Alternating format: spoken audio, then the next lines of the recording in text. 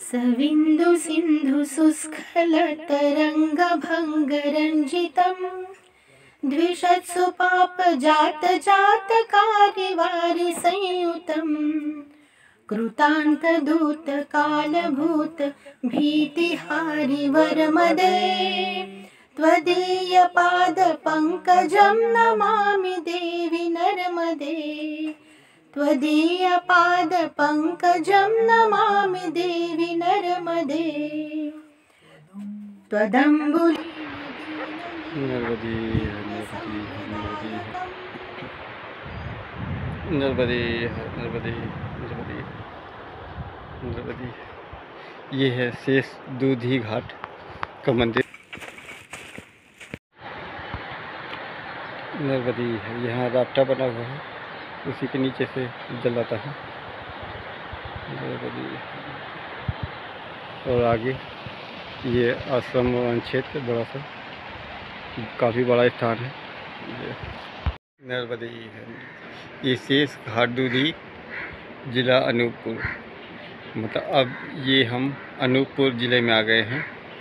डिंडोरी ख़त्म हो गया है। यहाँ से उस जो नाले को पार किया था इससे पहले, वो डिंडोरी का लास्ट आश्रम था। और अब हम अनूपपुर ज़िले में आ गए हैं। शेष घाट दूधी यहाँ का मंदिर है, ये आश्रम है, काफ़ी बड़ा आश्रम है नर्मदे। काफ़ी अच्छा आश्रम है, क्योंकि काफ़ी दूर बाद ऐसा बड़ा आश्रम आया है नर्मदे।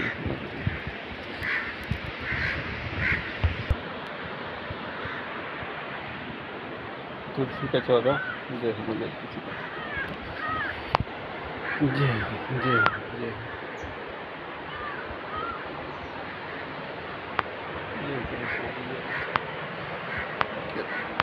जय हो बजरंगबली।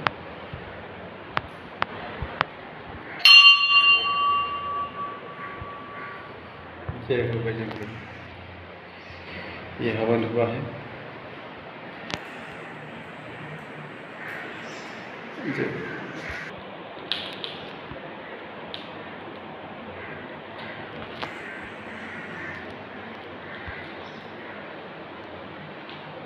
जय हो बजरंगबली। जय हो। नया ही मंदिर बना है, काफ़ी अच्छा बना है। दो भागों में बटा हुआ है, एक बाहर का एक अंदर का।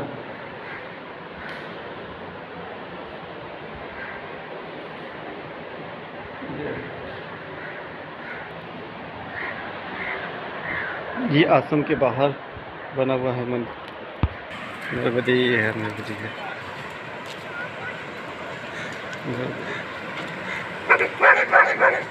यहाँ पे मैया का जल बहुत तेज़ी से बहता है राफ्टर की वजह से। जय हो जय हो मैया।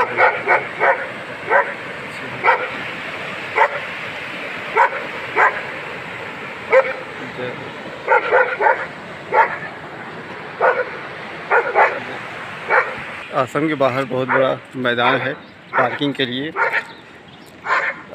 काफ़ी अगर गाड़ी से भी पकवासी आते हैं तो रुक सकते हैं, कोई दिक्कत नहीं। गाड़ी भी बहुत सारी खड़ी होने की जगह है, तो जाहिर सी बात है बस वाले और गाड़ी वाले भी पकवासी यहाँ पे आते ही होंगे। ये जंगल का सीन बना हुआ है। जय हो जय हो जय हो। ये कमरे बने हैं छोटे छोटे, छोटे नहीं बड़े ही हैं, हॉल है पैकवासी के रुकने के लिए। अच्छी खासी जगह है, बहुत बड़ी बड़ी जगह है।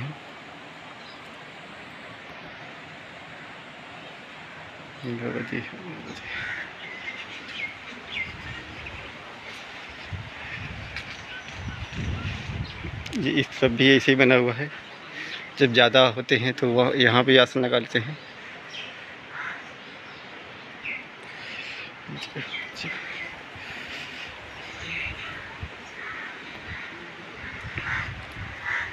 सब जगह भगवान की तस्वीर बनी हुई है।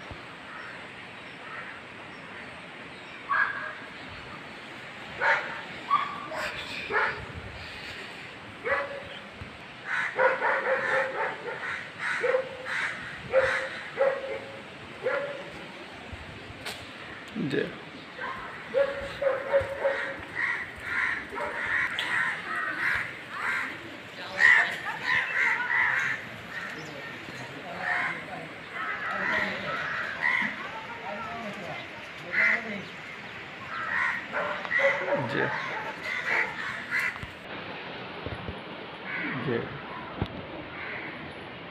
जय हो मैया, जय हो मैया।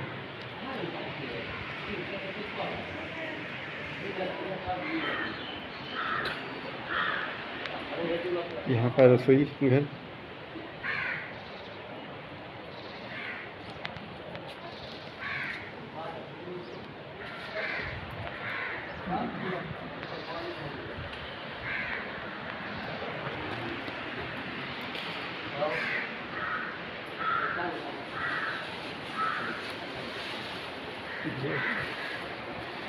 अच्छा महाराज जी अब भद्र हो गए हैं।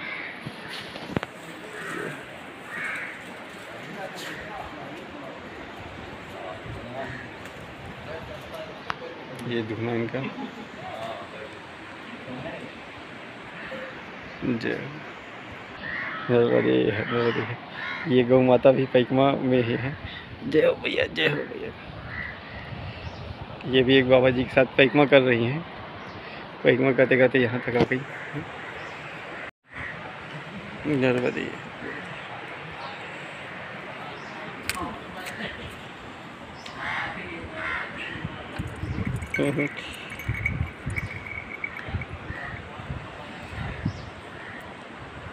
गाय के साथ पैकमा करना पहले के महात्मा या जो झुंड में चलते थे वो गाय के साथ पैकमा करते थे। तो आज पहली बार प्रत्यक्ष देखने मिला है कि गाय के साथ पैकमा कर रहे हैं। नर्मदे है, नर्मदे है, नर्मदे है।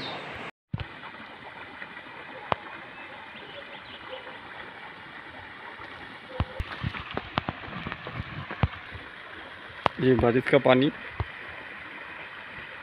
जो इकट्ठा हो गया और बारिश अब बह रहा है।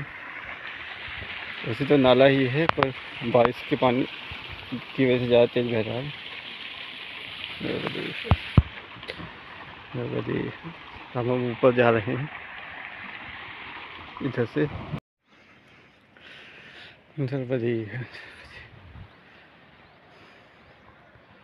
नर्मदे ये वो आश्रम है, दूधी आश्रम, जहाँ से अभी हम आए हैं। और एक रास्ता जाता है रोड का लिए। नर्मदे है और ये नाला और ये रास्ता जाता है मैया किनारे किनारे। नर्मदे हम यहीं चलते हैं। नर्मदे है, नर्मदे। ऊपर फिर ये पत्थर वाले खेत मिलने शुरू हो गए हैं। नर्मदे है, नर्मदे।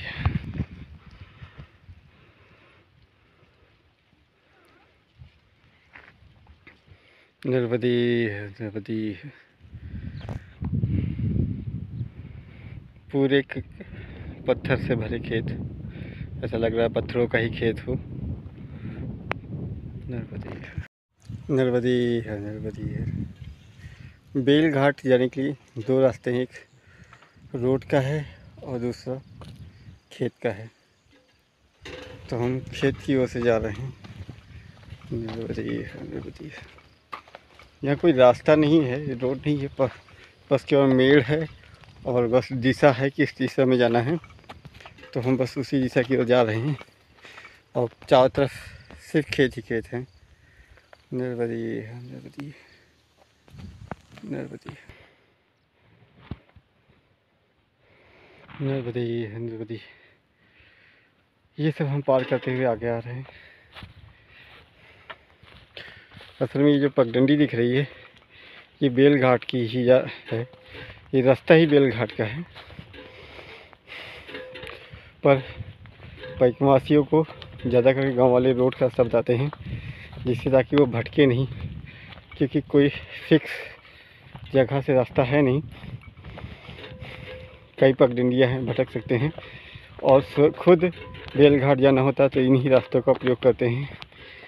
नर्मदे है, नर्मदे। रोड से जाने में काफ़ी लंबा पड़ता है, 5 किलोमीटर से अधिक, और इधर से 3 किलोमीटर के आसपास पड़ेगा। नर्मदे है, नर्मदे। दूधी शेष घाट से, दूधी घाट सेठ से रोड से 5 और पूरा रोड से जाएंगे तो 7 किलोमीटर पड़ेगा, से ज़्यादा पड़ेगा। और कच्चे से जाएंगे तो 3 किलोमीटर। नर्मदे है, ढेर सारे गौ हैं। गौ माता नर्मदे।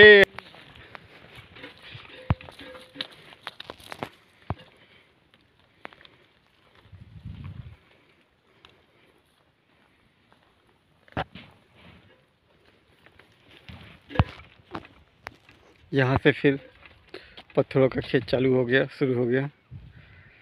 नर्मदे नर्मदे, सिर्फ पत्थर ही पत्थर, दूर दूर तक सिर्फ पत्थर।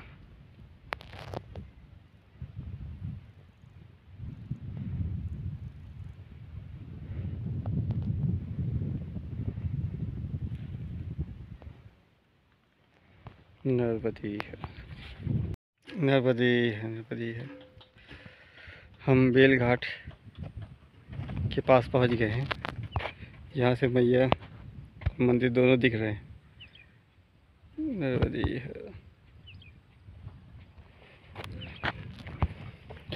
हम खेतों के रास्ते आए और उसी रोड पे आ गए जिस रोड पे छोड़े थे। तो हमें काफ़ी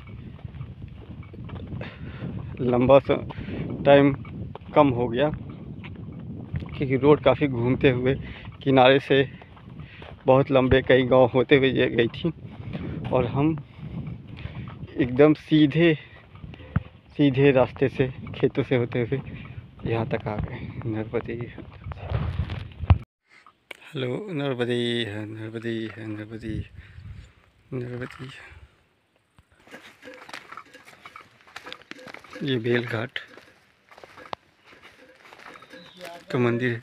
नर्मदे हर जी, नर्मदे गवाजी बेलघाट के। ये इनकी कुटिया।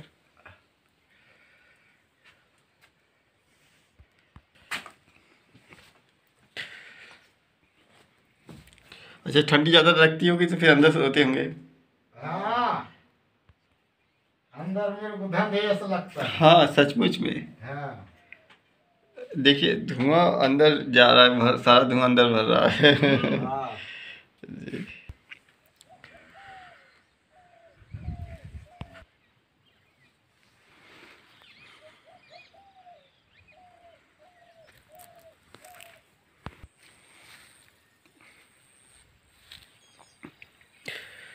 नर्मदे नर्मदे। ये काफ़ी पुराना मंदिर लग रहा है।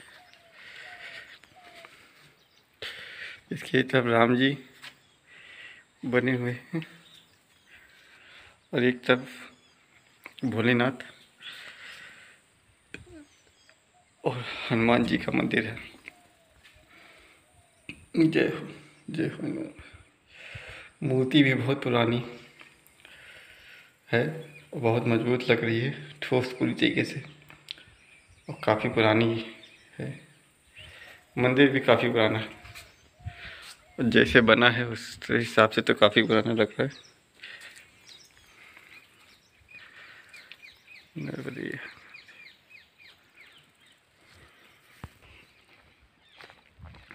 ये बेलघाट है। नर्मदे नाम बेलघाट है, पर यहाँ जामुन के पेड़ बहुत ज़्यादा हैं। नर्मदे। जहाँ पे ज़्यादा करके अधिकतर जामुन के ही पेड़ हैं, तो जगह के हिसाब से इसका नाम बेलघाट की जगह जामुन घाट होना चाहिए। नर्मदे।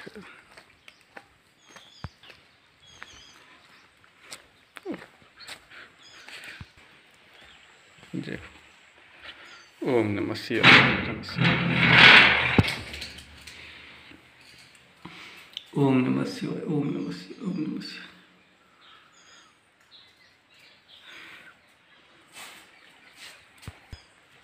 ये घाट के पास का मंदिर है। जय हो मैया जय हो मैया।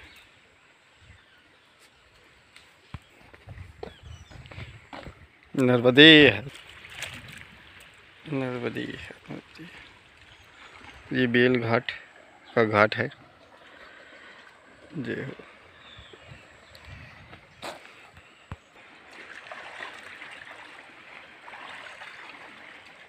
नर्मदे नर्मदे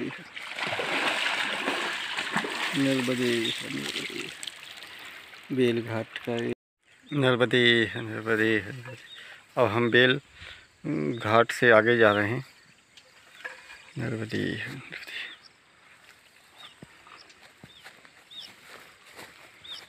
बीच में नाला पड़ रहा है।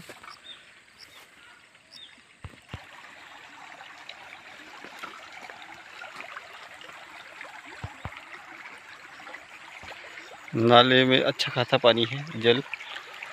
नर्मदे नर्मदे नर्मदे नर्मदे। जय हो मैया, जय हो मैया, जय हो मैया। ये बेल घाट के आगे ये रास्ते कुछ हैं, तो ये सरकार के द्वारा परिक्रमा मार्ग के नाम से ही बनाए गए हैं। मैया के किनारे किनारे के ही तो रोड ही पूरी बनाई गई और वो गांव की रोडों में जाके मिल जाते हैं। तो जहाँ पे सही जगह दिखती है थोड़ी, तो वहाँ पे धीरे धीरे रोड का काम शुरू हो गया है, चल रहा है, बन रहा है। तो और हर गांव के एक घाट बना दिया गया है। ये काम काफ़ी तेज़ी से हुआ है, क्योंकि अब तेज़ से हुआ है कि धीरे नहीं पता, मगर लगभग बीच बीच में हर जगह एक घाट मिलता है और वो वहाँ से गांव के लिए रास्ते से जुड़ा होता है। मतलब हर गांव का एक घाट कंपल्सरी तरीके से बना दिया गया है। वो चाहे गांव से कितनी दूर होती, कोई गांव तो 3-3, 4-4 किलोमीटर दूर है मैया से, और बीच में कुछ भी नहीं है, मगर फिर भी उनको रोड के माध्यम से मैया तक जोड़ा गया है और घाट बनाया गया है। हालांकि रोड अभी पक्का नहीं है, मगर एक रास्ता बराबर कर दिया गया है, थोड़ा ठीक ठाक कर दिया गया है, ताकि एक लगे कि हाँ ये रास्ता ही है। तो शुरुआत हो गई है। भविष्य में कभी ना कभी एक ऐसा रास्ता तैयार हो जाएगा जो मैया के सबसे किनारे से जाता होगा, जो मैया के दर्शन कराते हुए जाता होगा।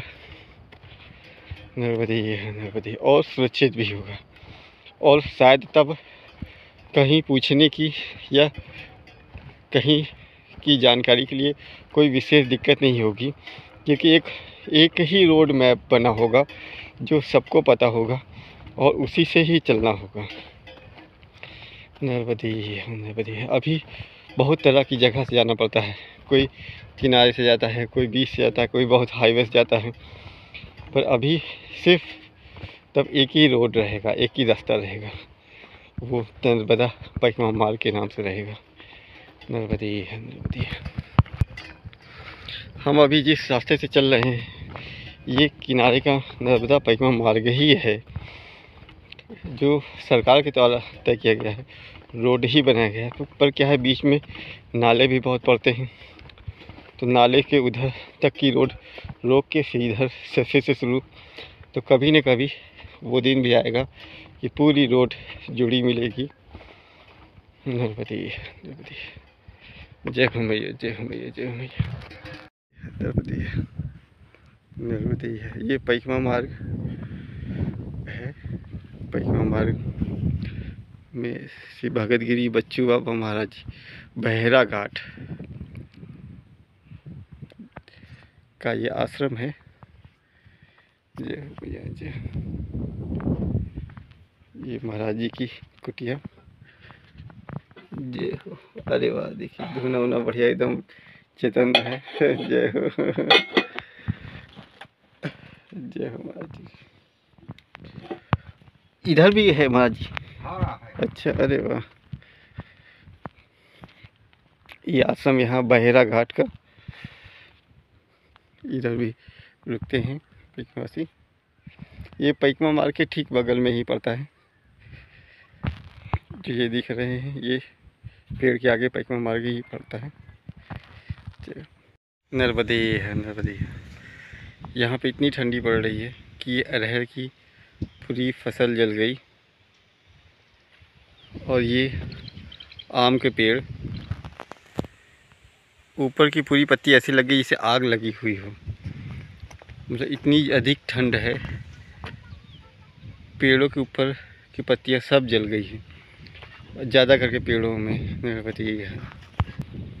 तो आप इस बात से अंदाज़ा लगा सकते हैं कि यहाँ पे ठंड कितनी ज़्यादा है, क्योंकि बड़े बड़े पेड़ भी जल जा रहे हैं, उनकी पत्तियाँ जली जा रही हैं। ये पूरा पेड़ ही पत्ती पूरी तरीके से जली जा रही है, सिर्फ ठंड की वजह से। नर्मदी है, नर्मदी है, नर्मदी है, नर्मदी है। एक बार मैं फिर इन पत्थरों के खेतों में आ गया हूँ। चारों तरफ सिर्फ पत्थर ही पत्थर हैं। नर्मदी है, नर्मदी, और दूर दूर तक पत्थर हैं, बहुत दूर दूर तक। चारों तरफ से पत्थर ही पत्थर।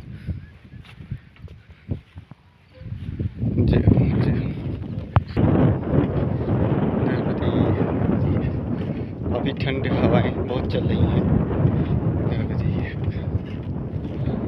मैया यहाँ से दूर नहीं है, यहाँ से दिखती हैं। जय हो मैया, जय हो मैया। ये मैया ही हैं। जय हो मैया।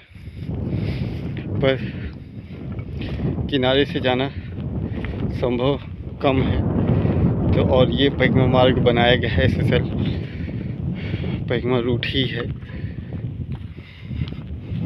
नर्मदी है, तो हमें इसी तरह से जाना है, क्योंकि बहुत सारी जगह पे नाले की वजह से, कि नालों में पानी भरा होता है बहुत ज़्यादा, क्योंकि यहाँ छोटे छोटे नाले हैं तो उन्हें पार करना भी मुश्किल होता है किनारे पे, और नाव इतने बड़े भी नहीं होते कि नाव चले। इसीलिए वहाँ से थोड़ा दूर होकर चलना पड़ता है, कहीं झाड़ी झंकार बहुत ही ज़्यादा होती है तो वहाँ से भी नहीं जा सकते हैं। तो एक ये मार्ग बनाया गया है जो गांव से भी होके भी जाता है और मैया के भी दर्शन कराता है। जहाँ पे ऊंचाई पे मैया के दर्शन होते हैं, यहाँ से भी। तो एक बीच का रास्ता चुना गया है जो रोड का भी नहीं है और मैया के किनारे का भी नहीं है। हालांकि मैया यहाँ से दिखती रहती है और दिखनी चाहिए, बस इतना ज़रूर है, वो सबसे अच्छा कि आपको चलने में भी सुगम हो, कोई समस्या दिक्कत नहीं हो और मैया भी दिखती रहे। ये तालाब अभी बना हुआ है, बारिश का इंतज़ार है।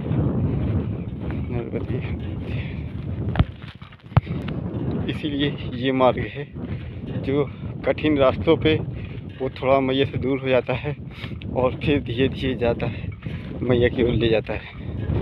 नर्मदी नर्मदी नर्मदी है, नर्मदी है, नर्मदी है, नर्मदी है।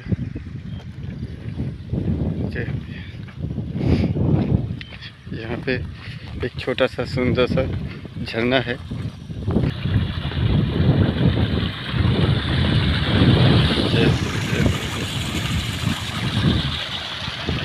छोटा सा ही झरना है और बहुत सुंदर है। और ये जल, यहाँ पे जानवरों की और लोगों की जल की कमी तो यही केवल पूरी कर सकता है। बहुत अच्छा लग रहा है ऐसे जल रहते देखिए, साफ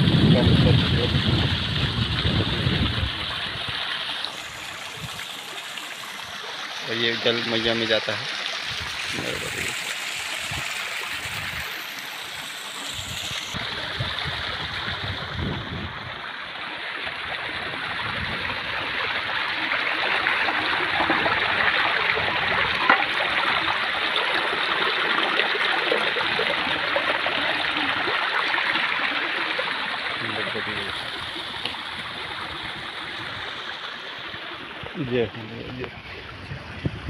नर्मदी है, नर्मदी है, नर्मदी। देखिए जहाँ जल है वहीं पे जीवन है। आगे पीछे कहीं कुछ हरिया भरा नहीं दिख रहा है, एकदम सूखा खंजर दिख रहा है। यहाँ से जल मिल गया, देखिए एकदम हरे भरे, दूर दूर तक हरे भरे ही पेड़ हैं।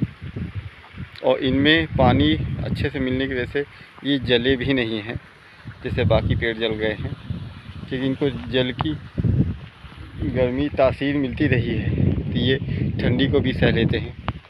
जल के सहारे पेड़, इंसान सभी कोई ठंडी गर्मी दोनों सह लेता है, इसलिए जल बहुत ही कीमती है।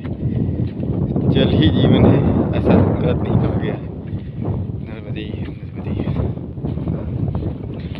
इसलिए जल का दुरुपयोग कभी नहीं करना चाहिए। जल चाहे इतनी ज़्यादा मात्रा में हो, मगर उतना ही उपयोग करें जितना ज़रूरत है, अन्यथा जब जल की कमी होगी तो फिर कुछ नहीं बचेगा। नर्मदे नर्मदे नर्मदे नर्मदे। मैं इन सुनसान ठंडी भरे रास्तों पे, जो सूरज के होने के बावजूद ठंड बहुत ज़्यादा महसूस करा रहे हैं, बस अकेले चला जा रहा हूँ।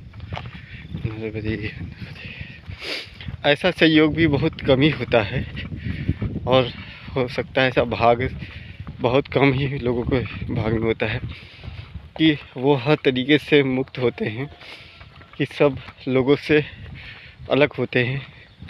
तब उनके पास टाइम होता है कि वो अपने बारे में सोच सकें, क्योंकि ज़्यादा करके लोग संसार के बारे में ही सोचते हैं, संसार में मौजूद चीज़ों के बारे में ही सोचते हैं, कभी अपने बारे में नहीं सोचते। अपने लाभ के बारे में सोचते हैं पर अपने बारे में नहीं सोचते।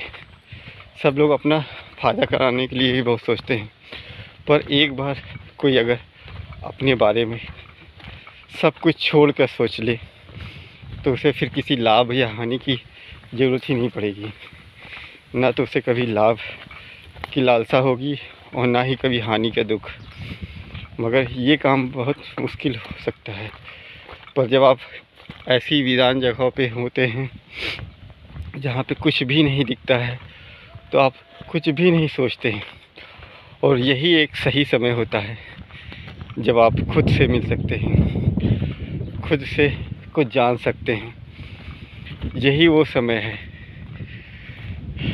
तो ऐसे अवसर मैया के परिक्रमा करते समय बहुत सारे आते हैं कि जब हमें संसार के बारे में सोचना छोड़ देते हैं, कि हमें संसार दिखता ही नहीं उस समय।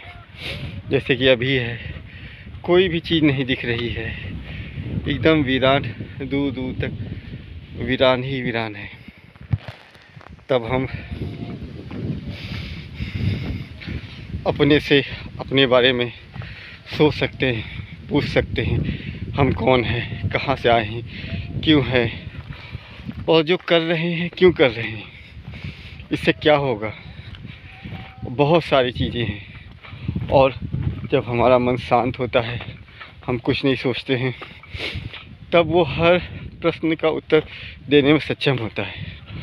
उस समय वो आत्मा से ही जुड़ा होता है, और आत्मा तो सर्वव्यापी है, सर्वशक्तिमान है, उसे सब कुछ पता होता है।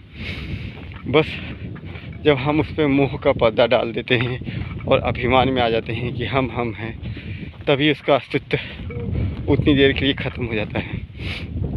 तो केवल उतनी ही जानकारी रह जाती है जितना हमने इकट्ठा की है। वो जो परम ज्ञान है वो नहीं मिल पाता है। पर जैसे ही हम अपने अभिमान को छोड़ देते हैं कि मैं ये हूँ, मैं वो हूँ, और मोह के सारे बंधन छोड़ देते हैं, उस समय हमारा जुड़ाव उस आत्मा से, परमात्मा से, उस परम शक्ति से, उस दिव्य शक्ति से है जो सब जगह व्याप्त है। फिर हमें सब कुछ पता होता है और हम सब कुछ कर सकते हैं। तो हमें यही एक समय है जिसके में हम अपने बारे में अच्छे से जान सकते हैं। और एक बार अगर हम अपने बारे में अच्छे से जान गए तो फिर ना तो कुछ लाभ होगा कभी, कि लाभ की कोई लालसा होगी कि ये हो जाए, वो हो जाए, ऐसा हो जाए, और ना ही कोई हानि की चिंता। कितना बड़ा भी हानि होगा वो आपका तिन के समान लगेगा, और कितना भी फ़ायदा होगा उससे कोई फ़र्क नहीं पड़ेगा। आप हमेशा प्रसन्नचित्त रहेंगे, हमेशा आनंद में रहेंगे। कोई भी चीज़ आपको अपने काम से डिगा नहीं सकेगी और हर तरीके की उन्नति भी होगी, मानसिक, शारीरिक, आध्यात्मिक, पारिवारिक समस्याएं भी ख़त्म हो जाएंगी हर तरीके से, क्योंकि आपके सोचने का तरीका बदल जाएगा। आप उन सारी बातों को जान जाएंगे जो जीवन को सफल बनाती है और जो होनी चाहिए, जो सभी को जानना चाहिए। पर हम संसार में फंसे रहते हैं, संसार की बातें ही सोचते रहते हैं।